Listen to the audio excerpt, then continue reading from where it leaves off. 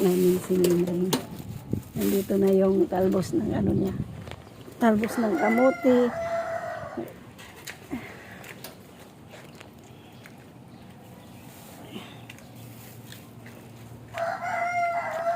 Si Brother Arthur. Si ano, yung kasi... Asan ba si Brother Arthur? Mamaya. Ayan. Dito na kami pa sa bahay. Ayan.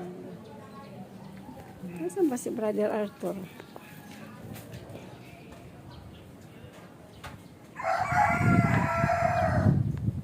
Kuya, pag pinauran Rakim.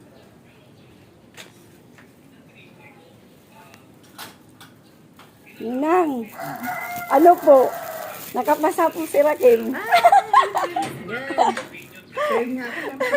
Mayroon po kaagad resulta. Galing. Tanong mo talaga. Ang galing. Ang galing talaga ng Po. Ano, bukas, babalik na kami. Tapos kahit isang requirements daw po muna. Tapos sa ID-han na siya. Ang galing ng Lord talaga. Alam mo. Opo, Ninang. Ito, kakapanik ko nga lang. Nagpe-pray na ako. Nagpe-pray na. Ako nga rin habang nakaupo ako doon. Kasi di ba wala naman akong ano. Opo. Ayun, sabi ko. Welcome home sa bahay ni Ninang. Wala naman imposible sa Panginoon. Ano? Opo, mabilis ka kay Ninang. Nag-pray kami.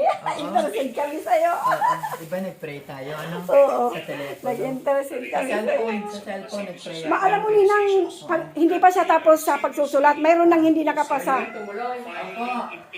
Katapos Ninang, naano na lang sa kinabahan na raw siya. Dahil mayroon nang hindi nakapasa. Tapos yung babae naman daw, ayun, nakapasa. Oo, yung ano, di ba si Elijah?